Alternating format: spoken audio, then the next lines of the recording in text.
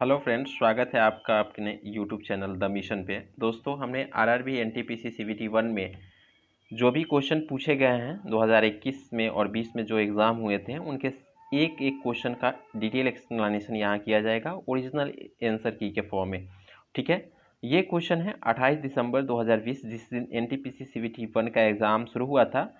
Shift first phase 1 का ये question है। चलिए क्वेश्चन नंबर 1 शुरू करते हैं। उससे पहले आप हमारे चैनल को लाइक करें, सब्सक्राइब करें तथा दोस्तों के साथ शेयर करें।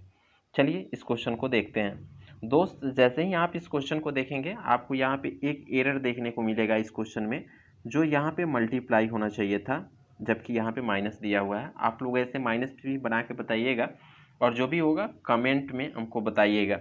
तो यहाँ पे मल्टीप्लाई होना चाहिए। इसके लिए हम कुछ फार्मूला जान लेते हैं। ये फार्मूला आपको पता होना चाहिए, जैसे कि sine 90 minus theta equal to होता है कॉस थीटा, ये आपको पता होना चाहिए। इसी तरह से कॉस के लिए लागू होता है, cos 90 minus theta equal to होता है साइन थीटा। कुछ वैल्यू होते हैं जिस वैल्यू को आपको पता रखना चाहिए, जैसे कि वो वैल्यू होता है tan 45 डिग्री, ये तो पता ही होगा।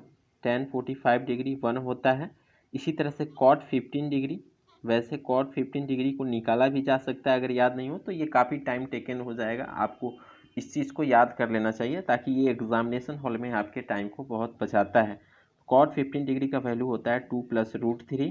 इसी तरह से इसके 75 यानी cot 75 डिग्री का वैल्यू क्या होता है, 2 - √3। ठीक है, तो इन सभी क्वेश्चन को इन सभी फार्मूला को आप लोग याद रखिएगा। चलिए यहाँ पे हम इसको बनाते हैं। इसको लिख सकते हैं हम 5, इसको यहाँ पे लिखा जा सकता है 5 sin 14 डिग्री बाई सेक को लिख सकते हैं हम cos 76 degree plus 3 × 2 plus √3 × 2 - √3 plus 2 tan यानी कि 2। इसको जब आप करेंगे तो ये कट जाएगा। कटने के बाद यहाँ पे बचेगा 5 प्लस 3 × इसको करेंगे 4 - 3 यानी कि 1, और यहाँ पे क्या प्लस 2 इक्वल टू 5 5 10, इसका राइट आंसर हो जाएगा। ठीक है, तो इस तरह से इसको सॉल्व करेंगे सबसे फर्स्ट क्वेश्चन को। चलिए सेकेंड नंबर क्वेश्चन को देखते हैं हम। सेकेंड नंबर क्वेश्चन है कि आयत की लंबाई इसकी चौड़ाई की दुगुनी है। तो आयत की लंबाई, एक आयत बनाते हैं हम। अगर इसकी चौड़ाई x है तो इसका लंबाई 2x होगा। तो आपको पता है कि ये 2x होगा तो ये भी 2x होगा और ये x हो गया, यानी कि इसके चारों साइड का जो सम हो जाएगा वो कितना हो जाएगा, तो हो जाएगा 6x। 6x का वैल्यू आपको दिया गया है 48 सेंटीमीटर। तो आप x इक्वल टू निकाल लेंगे, कितना हो जाएगा 8 सेंटीमीटर। जब ये 8 सेंटीमीटर तो ये 2x इक्वल टू कितना हो जाएगा, ये 16 हो जाएगा। ये 16 हो जाएगा, x इक्वल टू कितना हो जाएगा 8 हो जाएगा। तो आयत का क्षेत्रफल बोल रहा है, तो आयत का क्षेत्रफल क्या होता है, लंबाई गुने चौड़ाई, l × b। तो l आपका 16 × 8 कितना हो जाएगा 128, इसका सही आंसर हो जाएगा। ठीक है, चलिए अगला क्वेश्चन करते हैं। महात्मा गांधी ने साबरमती से लेकर दांडी तक प्रसिद्ध नमक मार्च शुरू किया था। दांडी गुजरात के किस जिला में पड़ता है, ये क्वेश्चन है। तो आपको पता होगा कि महात्मा गांधी 12 मार्च 1930 को 12 मार्च 1930 को अपने साथ 79 जो समर्थक थे या जो अनुयायी थे उनको लेकर एक नमक कानून तोड़ने के लिए दांडी यात्रा निकाला था। ठीक है, जो उनके साबरमती आश्रम, उनका जो साबरमती आश्रम था, साबरमती आश्रम से 322 किलोमीटर के दूरी पर था। तो कितने अनुयायी लेकर गए थे, 79। कितने डिस्टेंस पर था, तो 322 किलोमीटर। कब गए थे, 12 मार्च 1930 को। ठीक है, तो ये जो है दांडी, दांडी नौशहरी में पड़ता है। कहाँ पड़ता है, नौशहरी में। ठीक है, अगला क्वेश्चन देखते हैं। निम्नलिखित में से किस माध्यम में से ध्वनि नहीं जा सकती। आपको पता होगा ध्वनि के लिए ध्वनि सबसे ज़्यादा ठोस में जाता है। किस में जाता है, ठोस में। ठोस के बाद में द्रव में जाता है, और द्रव के बाद में गैस में जाता है। ध्वनि की सबसे ज़्यादा स्पीड जो होती है ना, ध्वनि की सबसे ज़्यादा स्पीड जो होता है वो ठोस में होता है। ठीक है, तो कहता है किस में नहीं जाता। तो आपको पता होगा कि ध्वनि एक पार्टिकल टाइप का होता है, जो आपके वायुमंडल में जो भी पार्टिकल उससे टकरा कर तब एक दूसरे के पास पहुंचता है, एक तरंग के तरफ होता है। तो ये इसके लिए आपको किसी न किसी मीडियम की ज़रूरत पड़ती है, तो ये निर्वात में नहीं जा सकता है। इसका सही आंसर है निर्वात। इसी तरह से अगर इसमें ध्वनि के बजाय प्रकाश की बात होगी तो प्रकाश सबसे ज़्यादा किस में जाता है? प्रकाश सबसे ज़्यादा निर्वात में, निर्वात या वायु कह सकते हैं आप, सबसे ज़्यादा निर्वात में, उसके बाद में द्रव में, उसके बाद में गैस में, उसके बाद में गैस में। तो ये किसके लिए हो गया? ये प्रकाश के चाल के लिए हो गया। ठीक है, लेकिन ध्वनि का चाल जस्ट उल्टा होता है प्रकाश के चाल से। ठीक है, आगे चलते हैं। अगला क्वेश्चन है आपका मैथमेटिक्स से, रूट अंडर 54। रूट अंडर 54 को आप क्या लिख सकते हैं? 6 9 54 ना, यानी कि रूट अंडर 54 को आप लिख सकते हैं ना, root under 6 into 9 multiply by, इसको लिख सकते हैं 25 मल्टीप्लाई बाई 5 अपॉन, इसको लिख सकते हैं 6 इंटू 4 और इसको लिख सकते हैं 9 इंटू 5। ठीक है, इसमें से 9 निकालेंगे तो ये कितना हो जाएगा? 3√6 और ये कितना हो जाएगा? 5√5 बाई, ये कितना हो जाएगा? 2 निकालेंगे तो 2√6 और ये कितना हो जाएगा? 3√5। √5 से √5 कैंसिल, √6 से √6 कैंसिल ना, यहाँ पे आपका ये कैंसिल, यानी कि ये आ जाएगा कितना? 5/2। ये आएगा 5/2 इक्वल टू 2.5। ठीक है, आगे चलते हैं। किसी समचतुर्भुज के आसन्न कोणों का अनुपात 3:6 है। समचतुर्भुज के सबसे छोटे कोणों का अनुपात क्या होगा? आपको पता है कि किसी भी समचतुर्भुज में आसन्न कोणों का योग जो होता है 180 डिग्री होता है। आसन्न कोणों का योग कितना होता है? 180 डिग्री। इसको याद करके रखिएगा। तो आसन्न कोण का अनुपात, मान लेते हैं ये 3x है प्लस 6x है, इसका योग कितना हो जाएगा? 180 डिग्री, यानी कि 9x इक्वल टू कितना हो जाएगा? 180। तो x का वैल्यू कितना आ जाएगा? 20 डिग्री। तो कहता है छोटे कोण, तो छोटे कितना है? छोटा है 3x, यानी कि 3 मल्टीप्लाई बाई 20 इक्वल टू कितना? 60 डिग्री। ठीक है, आगे चलते हैं। अगला कहता है क्वेश्चन, सुकन्या समृद्धि योजना क्या है? तो दोस्तों सुकन्या समृद्धि योजना एक नरेंद्र मोदी द्वारा 2014 में शुरू किया गया था। उनके द्वारा एक शुरू की गई योजना बेटी बचाओ बेटी पढ़ाओ के तहत है। इसके अंतर्गत शादी और शिक्षा के लिए, अगर किसी लड़की की शादी करनी हो या उसकी हायर स्टडी के लिए एक रकम को जुटाया जाता है। ठीक है, उस रकम पे गवर्नमेंट ब्याज देती है 7.6%। ठीक है, तो ये बालिकाओं के लघु जमा योजना है। क्या है? बालिकाओं का लघु जमा योजना। ठीक है, आगे चलते हैं। अगला क्वेश्चन है कि लेखक का संबंध कलम से है तो दर्जी का संबंध किससे होगा? सुई से होगा। सिंपल सी बात है। ऐसा क्वेश्चन रेलवे, यह रेलवे का फेवरेट क्वेश्चन है। ऐसा क्वेश्चन बार बार पूछता है रेलवे। ठीक है, हरीश, क्वेश्चन है मैथमेटिक्स का कि हरीश के मासिक वेतन 45,000 रुपये में से 1/3 भाग उसने शिक्षा पर खर्चा किया और 2/6 भोजन तथा अन्य पर खर्च किया। तो पता है 1/3 किस पे किया? शिक्षा पे। और 2/6, यानी 2/6 को काटेंगे तो कितना हो जाएगा? 1/3। ये भी हो जाएगा। इन दोनों को सम करेंगे यानी 2/3 उसने खर्च कर दिया। आपको पता है कि कोई भी फ्रैक्शन में वैल्यू, पूरी वैल्यू कितनी होती है? 1 होती है और परसेंटेज में कितना? 100% होता है। तो यहाँ पे 1 का वैल्यू आपको दिया गया है कितना? 45,000। 1 का वैल्यू दिया गया आपको 45,000, जिसमें से 2/3 उसने खर्च कर दिया। तो बचाया कितना अपने पास? अपने पास उसने बचाया 1/3। तो 1/3 of 45,000, 1/3 of 45,000 equal to 15,000 is the right answer. ठीक है, दोस्तों ये वीडियो कैसा लग रहा है, इसमें क्या इम्प्रूवमेंट की आवश्यकता है, आप ज़रूर बताइएगा। जहाँ कोई समझ में नहीं आ रही है, कोई समस्या है तो ज़रूर बताइएगा।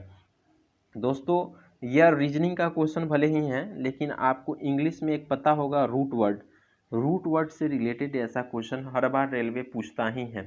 ठीक है, जैसे ये क्वेश्चन किया गया है कि पेडियाट्रिक्स का मतलब जैसे चिल्ड्रेन होता है, उसी तरह से न्यूरोलॉजी का संबंध किससे है, तो इसका संबंध ब्रेन से होगा। न्यूरोलॉजी का संबंध ब्रेन से होगा।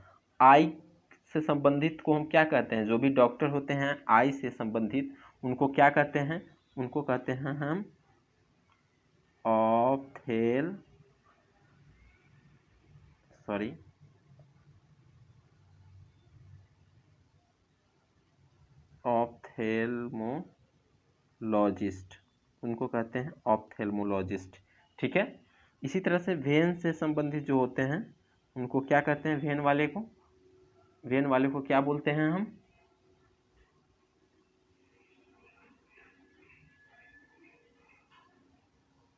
फ्लेबोलॉजिस्ट। और आपको हार्ट वाला तो पता ही होगा, कार्डियोलॉजिस्ट। तो ऐसा क्वेश्चन बार बार रेलवे पूछता है, इस चीज़ को आप याद करेंगे। और ये कुछ भी नहीं है, रीजनिंग कहने के लिए है, लेकिन ये एक्चुअली इंग्लिश के रूट वर्ड से रिलेटेड ये क्वेश्चन होता है। ठीक है, तो इस क्वेश्चन को आप देख लीजिएगा।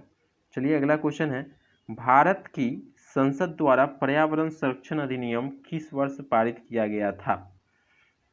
तो भारत के संसद द्वारा पर्यावरण संरक्षण अधिनियम, पर्यावरण की बचाव के लिए एक संरक्षण अधिनियम संसद में पास किया गया था। वो कब के पास किया गया था, 1986 में पास किया गया था।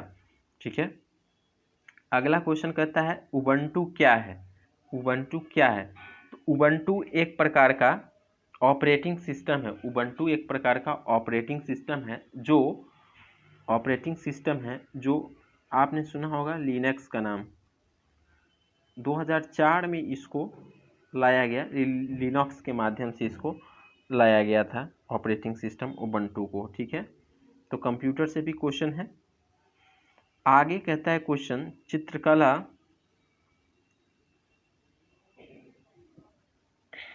चित्रकला की पट्टचित्र शैली निम्नलिखित में से किस राज्य में सबसे पुरानी तथा लोकप्रिय कला है। तो दोस्तों चित्रकला की पट्टचित्र शैली एक कपड़ा पे ये कुछ ये लोग अपना बनाते हैं। ठीक है, अपने कुछ निर्माण करते हैं, तो वही चित्रकला की पट्टचित्र शैली कहा जाता है। तो ये ज़्यादातर फेमस है वेस्ट बंगाल और उड़ीसा में। ये ज़्यादातर किस इलाका में फेमस है, तो वेस्ट बंगाल और उड़ीसा में। ये सबसे ज़्यादा फेमस है वेस्ट बंगाल और उड़ीसा में। तो ऑप्शन में अगर दोनों रहे तो दोनों होगा, हालांकि इस तरह के क्वेश्चन में दोनों नहीं आते हैं, सिर्फ कोई एक ही आते हैं। ठीक है, कोई एक ही आएंगे, दोनों नहीं आएंगे। तो इसमें आंसर हो जाएगा आपका उड़ीसा। हाँ, एक और बात इससे रिलेटेड, जब कभी भी चित्रकला एक आता है तो एक और आता है मधुबनी पेंटिंग। ध्यान रखिएगा, क्या आता है, Madhubani painting. Madhubani painting, Madhubani painting किससे रिलेटेड है, तो ये बिहार से रिलेटेड है। मधुबनी बिहार से रिलेटेड है। ठीक है, चलिए अगला क्वेश्चन देखते हैं। ये एक रीजनिंग का क्वेश्चन है, तो आप इसको ध्यान से देख रहे होंगे कि जो भी क्वेश्चन है, इस क्वेश्चन में जो भी नंबर दिए गए हैं उनमें फर्स्ट वाले नंबर में अगर मल्टीप्लाई बाई 8 होगा, इसको भी मल्टीप्लाई करिए 8 से तो आ जाएगा। 15 को भी मल्टीप्लाई करिएगा 8 से तो 120 आ जाएगा।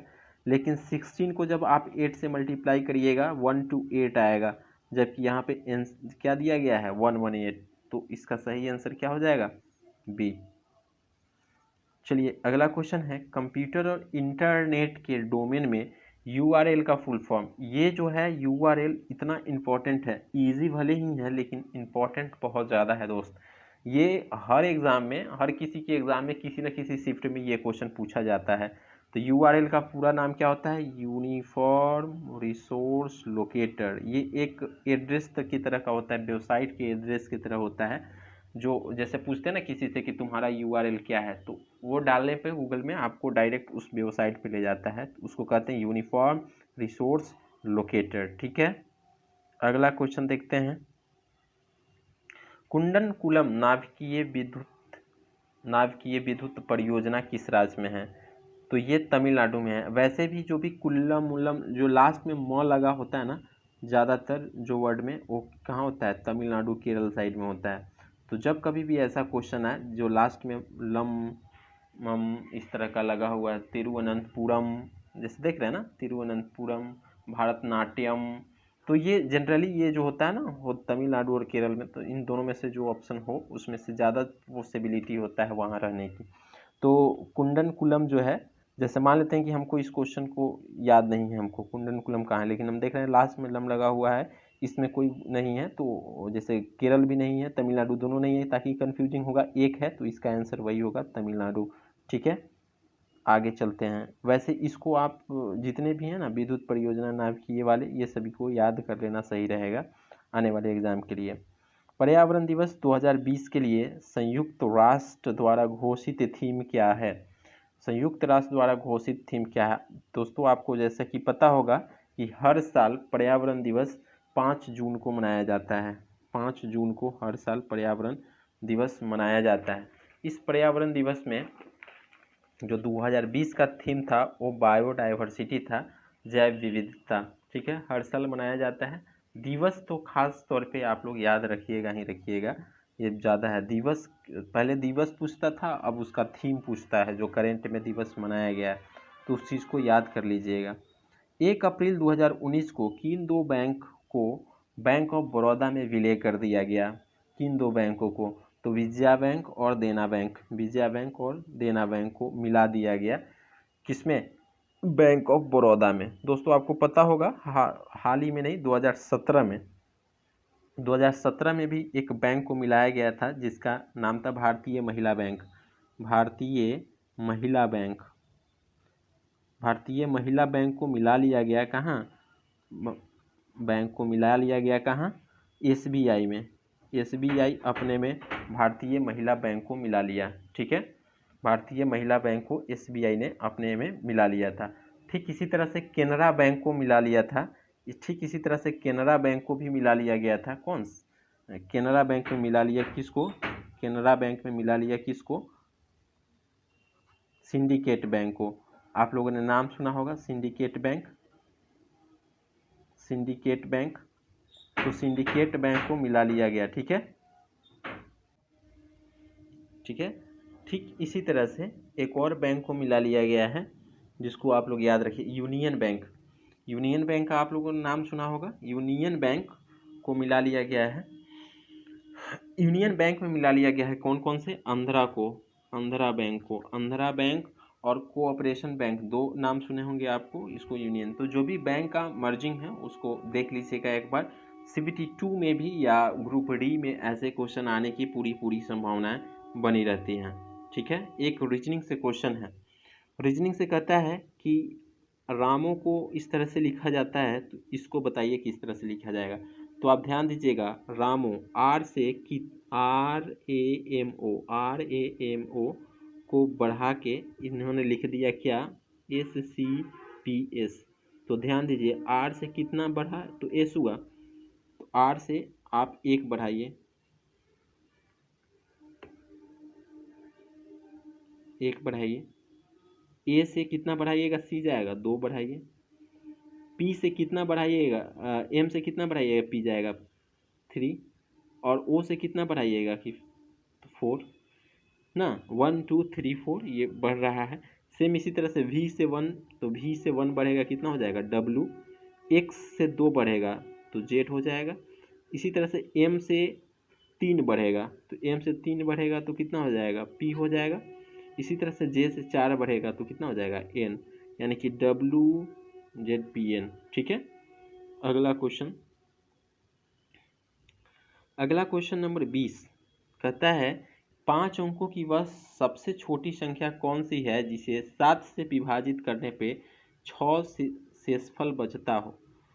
तो हमें इस तरह का क्वेश्चन जब कभी भी आए तो हमें 5 अंकों की सबसे छोटी से छोटी संख्या जो भी है उसको हम लिखते हैं। तो 5 अंकों की सबसे छोटी संख्या कौन सी है? तो 5 अंकों की सबसे छोटी संख्या ये है। इसको हम 7 से डिवाइड करते हैं, ठीक है, 7 से डिवाइड करते हैं। 7 1 जा 7, 3 0, 7 4 जा 28, 2 0, 7 2 जा 14, 6 0, 8 जा 56। यहाँ पे कितना आ रहा है? 4 आ रहा है, जबकि आपको बचना कितना चाहिए? 6 बचना चाहिए। तो स्वाभाविक सी है, यहाँ पे 6 बचाने के लिए हमको क्या करना होगा? कितना ऐड करना होगा इसमें? तो इसमें हमको 2 ऐड करना होगा। तो इस तरह से हमको ये वाला आंसर हो जाएगा, ठीक है। इस तरह का क्वेश्चन को इसी तरह से बनाते हैं। अगला क्वेश्चन कहता है कि यदि किसी व्यक्ति का द्रव्यमान पृथ्वी की सतह पर 60 किलोग्राम है तो चंद्रमा की सतह पर उस व्यक्ति का द्रव्यमान कितना होगा? यदि किसी व्यक्ति का द्रव्यमान पृथ्वी की सतह पर 60 किलोग्राम है तो चंद्रमा पर कितना होगा? इस क्वेश्चन को अक्सर बच्चे गलत करते हैं। इस तरह के क्वेश्चन आप ध्यान दीजिएगा। पृथ्वी की सतह पर क्या बोल रहा है? द्रव्यमान बोल रहा है। तो द्रव्यमान कहीं भी चेंज नहीं होता है, चाहे आप जिस ग्रह पे भी जाएं, जिस उपग्रह पे भी जाएं, द्रव्यमान सेम होता है। चेंज क्या होता है? भार चेंज होता है। द्रव्यमान को हम एम लिखते हैं और भार को एम जी लिखते हैं ना। तो द्रव्यमान एम, तो एम जो जहाँ भी जाइएगा एम का मान सेम रहेगा, बदलेगा किसका मान? एम जी का मान। क्यों? क्योंकि वहाँ पे ग्रेविटेशनल फोर्स जो होता है उसके चेंज होने के कारण एम जी का वैल्यू चेंज हो जाता है। तो एम जी 1/6 जरूर हो जाता है चंद्रमा पे, लेकिन एम यानी द्रव्यमान का मान जो होता है क्या होता है? समान होता है। तो 60 केजी द्रव्यमान है तो आंसर भी 60 केजी होगा। चंद्रमा पर उतना 60 केजी ही होगा, ठीक है। एक क्वेश्चन कहता है कि एक ट्रेन स्टेशन ए से स्टेशन बी की ओर 50 किलोमीटर प्रति घंटा की चाल से चलता है। आधे घंटे चलने के बाद एक अन्य ट्रेन स्टेशन बी से स्टेशन ए की ओर 150 किलोमीटर से चाल से चलता है। दोनों स्टेशन के बीच की दूरी 725 किलोमीटर है।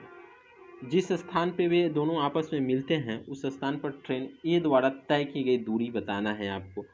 तो इस क्वेश्चन को देखिए ज़रा। जैसे मान लीजिए कि ये कोई स्टेशन है ए और बी, यहाँ से कोई एक ट्रेन चलती है 50 किलोमीटर प्रति घंटा की रफ्तार से, 50 किलोमीटर प्रति घंटा। आधे घंटे के बाद, तो ये आधा घंटा या 50 किलोमीटर के डिस्टेंस से कितना दूरी कर लेगा? 50 किलोमीटर की दूरी 1 घंटा में तय करेगा। तो आधा घंटा में कितना दूरी तय करेगा? तो आधा घंटा में ये दूरी कर लेगा 25 किलोमीटर। आधा घंटा में कितना तय कर लेगा? ये 25 किलोमीटर, ठीक है। आधा घंटा में ये कितना तय कर लेगा? 25 किलोमीटर। आधा घंटा में ये 25 किलोमीटर। अब कहता है कि इसके बीच की दूरी कितनी है? 725। तो 25 ये कर लिया। अब इधर कितना बचेगा? 700। अब इसी 700 को, इन दोनों को सापेक्ष गति आप लोगों ने पढ़ा होगा कि जब गति विपरीत हो जाती है तो उन दोनों को हम ऐड कर लेते हैं, उन दोनों को ऐड कर लेते हैं। तो ऐड करने के बाद में आपको पता है कि 150 होगा बी का और 50 इसका, यानी कि टोटल कितना हो जाएगा? 200 kilometre per hour, 200 kilometre per hour, ठीक है। तो टोटल डिस्टेंस कितना है? 700। यानी कि इसको जब आप डिवाइड करिएगा तो टाइम कितना हो जाएगा? 7/2 यानी कि 3.5 आवर, ठीक है। 3.5 आवर लगेंगे। तो अब बताइए कि ये तो 25 चला ही, अब ए 3.5 में ए जो है 7/2 आवर में कितना चलेगा? तो ये चलेगा कितना? 25, ये हो जाएगा कितना? 175। और पहले ये आधा घंटा में कितना चला है? 25, यानी कि टोटल कितना चलेगा? 200। समझ आ रही है क्या?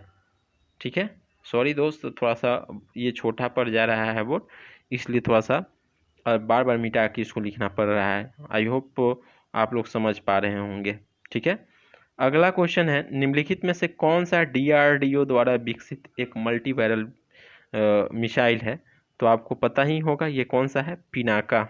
पिनाका एक मल्टी बैरल मिसाइल है जो DRDO ने इसको लॉन्च किया था। कहाँ से? उड़ीसा से, ठीक है। अगला क्वेश्चन रीजनिंग से है। ये क्वेश्चन देखिए जरा। बी से डी हो जाता है, 2 बढ़ जाता है। डी से एफ 2 बढ़ जाता है। एफ से 2 बढ़ जाता है तो एच हो जाता है। एच से 2 बढ़ेगा तो कितना हो जाएगा? जे हो जाएगा। सेकंड नंबर जेड से एक घट जाता है ना, तो उल्टा चलते हैं, WXYZ, तो यहाँ पे क्या होना चाहिए, V। इसी तरह से A 2 बढ़ जाएगा, C 2 बढ़ेगा, E 2 बढ़ेगा तो G, इसी तरह से 2 बढ़ेगा तो क्या हो जाएगा, I हो जाएगा, तो JVI सही आंसर है। चलिए आगे चलते हैं। निम्नलिखित में से कौन सी बीमारी विषाणु से होता है, तो इसमें जो भी बीमारी दिए गए हैं, ये चेचक को छोड़कर बाकी सभी बीमारी जो होता है बैक्टीरिया से होता है। किससे होता है, बैक्टीरिया से होता है, बैक्टीरिया से होता है।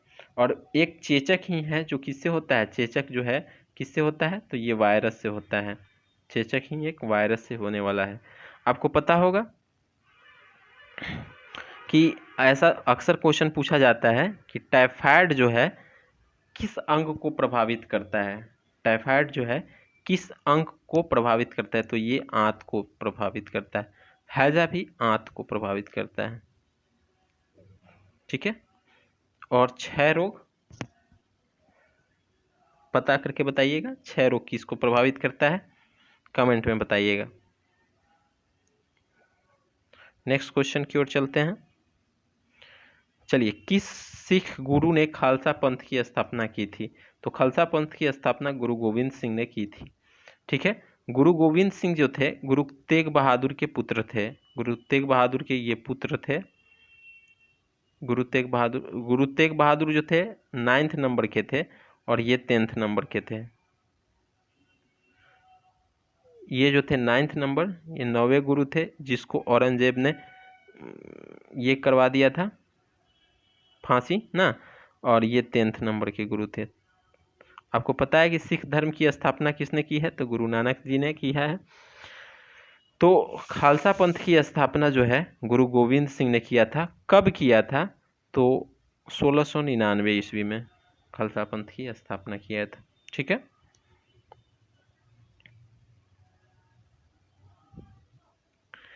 एक परीक्षा उत्तीर्ण करने के लिए पूर्णांकों में 50% लाना आवश्यक है। परीक्षा में 2 प्रश्न पत्र शामिल हैं।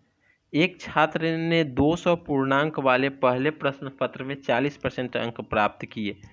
ठीक है, ध्यान दीजिएगा, 200 अंक वाले में 40% अंक प्राप्त किए।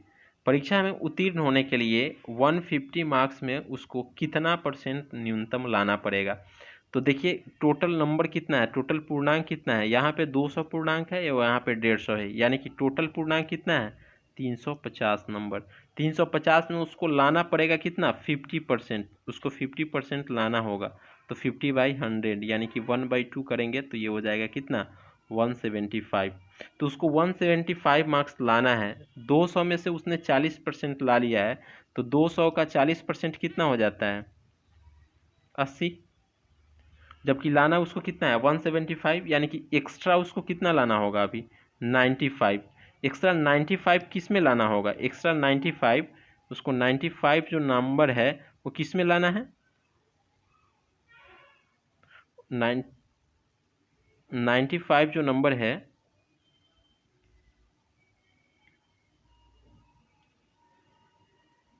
सॉरी,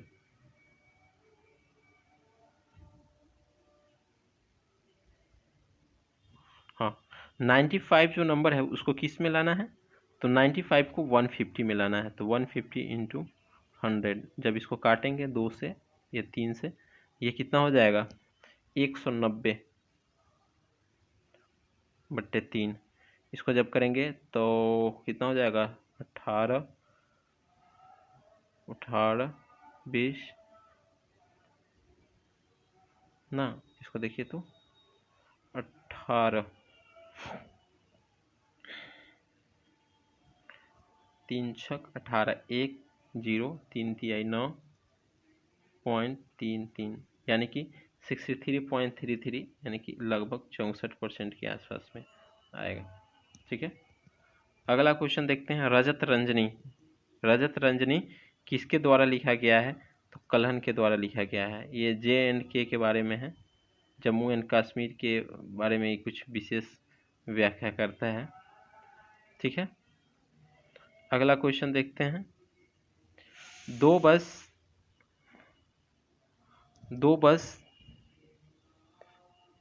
इसको छोटा कर लेते हैं।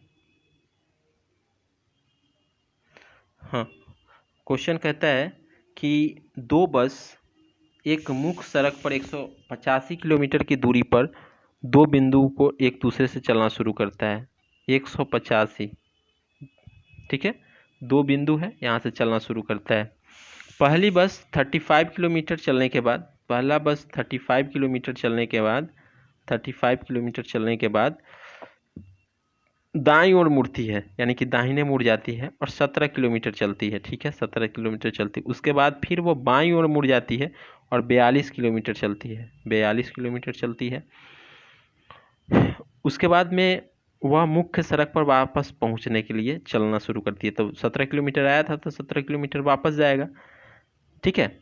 इस बीच एक मामूली ब्रेक डाउन के कारण दूसरी बस केवल 36 किलोमीटर की ट्रैवलिंग कर पाती है। सीधा चलती है वो, लेकिन 36 किलोमीटर की दूरी तय करती है। तो बताइए कि इन दोनों के बीच का जो दूरी है वो कितना है, यही दूरी आपको पूछ रहा है। तो ये दूरी को ज्ञात करने के लिए आपको सबसे पहले देखना होगा कि ये पहले कितना चला था स्ट्रेट। तो ये स्ट्रेट पहले चला था 35 किलोमीटर, बाद में चला 45 किलोमीटर। टोटल डिस्टेंस कितना हो जाएगा 7। और ये कितना चला है 36, तो 36 दोनों को ऐड करिएगा तो 185 से इसको माइनस करिए, कितना हो जाएगा,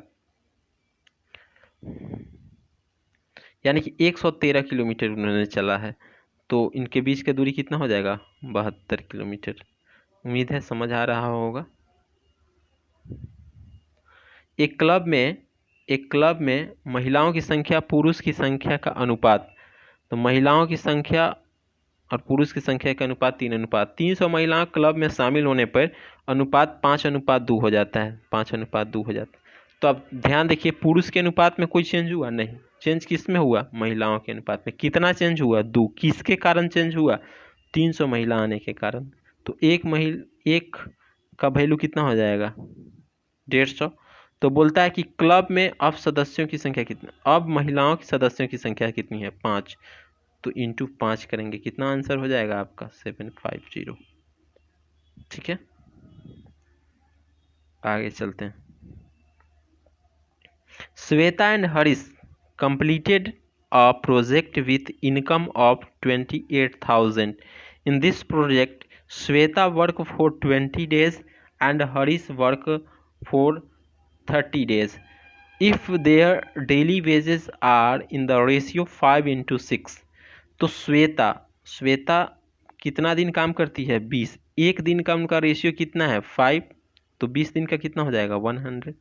इसी तरह से हरीश कितना दिन काम करता है 30 डेज, एक दिन का कितना है 6, तो कितना हो जाएगा 30 दिन का 180। यानी कि टोटल इनका कितना हो जाएगा 280, टोटल ये कितना हो जाएगा 280, जिसका वैल्यू कितना दिया गया है 28,000। तो क्या पूछता है श्वेता कितना है 1,000, तो इसका एक का वैल्यू कितना आ जाएगा 10 से 10 28, यानी कि 100 ना। तो श्वेता का कितना हो जाएगा 100 गुने 100, 100 का वैल्यू कितना हो जाएगा 100 गुने 100, 100 गुने 100, राइट आंसर, ठीक है। अगला क्वेश्चन है रीजनिंग का क्वेश्चन है, ध्यान से देखिए। 5 6 7 3 8 4 हो गया, 4 5 6 2 4 5 हो गया, 3 4 5 कितना होगा। ध्यान से देखेंगे इस क्वेश्चन को। अगर आप 7 का क्यूब करिए प्लस 6 का स्क्वायर करिए प्लस 5 को ऐड करिए, तो 7 का क्यूब कितना हो जाएगा 3 4 3 प्लस 36 प्लस 5, सबको ऐड करिए, और 5 11 4, यानी कि ये हो जाएगा 384, ठीक है। इसी तरह से 6 का क्यूब कीजिए, नीचे का क्यूब, इसका क्यूब, इस वाले रो का क्यूब, इस वाले रो का आपको स्क्वायर और इस वाले को डायरेक्ट ऐड करना है। तो इस तरह से अगर आप करेंगे तो 5 का क्यूब प्लस 4 का स्क्वायर प्लस 3, तो 5 का क्यूब 125 प्लस 16 प्लस 3, इसको ऐड करेंगे 144, राइट आंसर, ठीक है। आगे चलते हैं। इंटरनेशनल कोर्ट ऑफ जस्टिस का हेड क्वार्टर कहाँ है? दी हेग में है। ये नीदरलैंड में है। द हेग कहाँ है? नीदरलैंड, नीदरलैंड में पड़ता है अंतर्राष्ट्रीय न्यायालय। इसका स्थापना कब किया गया था? तो इसका स्थापना 26 जून 1945 में हुआ था। ठीक है। अभी इसके अध्यक्ष कौन है? अभी इसके अध्यक्ष कौन है? तो अभी इसके अध्यक्ष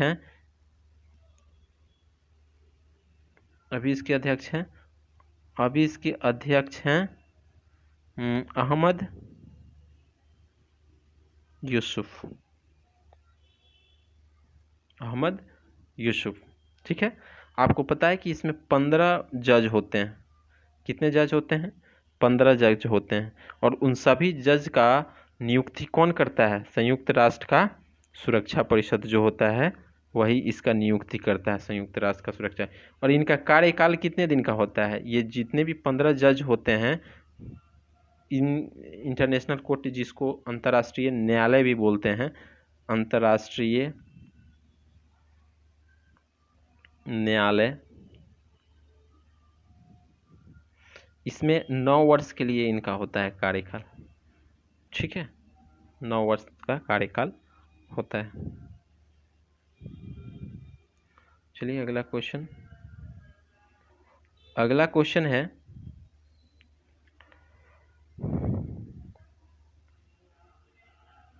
मुकेश के सामने की ओर दक्षिण दिशा है। अगर मुकेश सामने खड़ा है कहीं, उसके सामने की ओर दक्षिण दिशा है, यानी कि ये दिशा होगा। वह 5 किलोमीटर सीधे चलता है। ठीक है, दक्षिण खड़ा था, 5 किलोमीटर चला, वहाँ से अपनी ओर दाईं ओर मुड़ गया, दाहिने मुड़ा 90 डिग्री एंगल पे।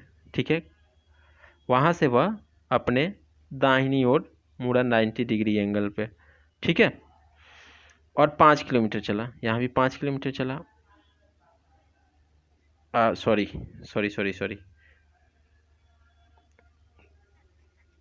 यहाँ से इसकी दाहिनी ओर इधर होगी, ये इधर चला दाहिनी ओर, यहाँ भी 5 चला, यहाँ भी 5 चला। वहाँ से वो 45 डिग्री और मुड़ा और इधर चला। कितना? दाहिनी की ओर मुड़ा। अब बताइए कि वह किस दिशा में जा रहा है? तो वो जा रहा है दक्षिण पश्चिम दिशा में। ये कौन सा दिशा है? यहाँ प्रारंभ से, यानी प्रारंभ से ये कौन सा दिशा होगा? दक्षिण पश्चिम दिशा होगा। ठीक है, ये क्वेश्चन कहता है कि इसका इकाई अंक क्या होगा। दोस्तों, जब कभी भी ऐसा क्वेश्चन आए कि इकाई अंक पूछे, तो इसमें कुछ नहीं करना है। जो भी नंबर आपको इकाई अंक में दिए गए हैं उन सभी को आप मल्टीप्लाई कर लीजिए। तो 8 चौके 32, 2 आ रहा है लास्ट में ना, 2 चौके 8, 8 आ रहा है, 8 छक 48, 8 आ रहा है, यानी कि 8 इसका आंसर हो जाएगा। ठीक है, तो रहने देते हैं इतना ही। अगर आपको ये सेशन पसंद आया तो चैनल को लाइक करें, सब्सक्राइब करें तथा दोस्तों के साथ शेयर करें। अगले सीरीज इसकी आएगी, तब तक के लिए पढ़ते रहें मन लगा के। धन्यवाद।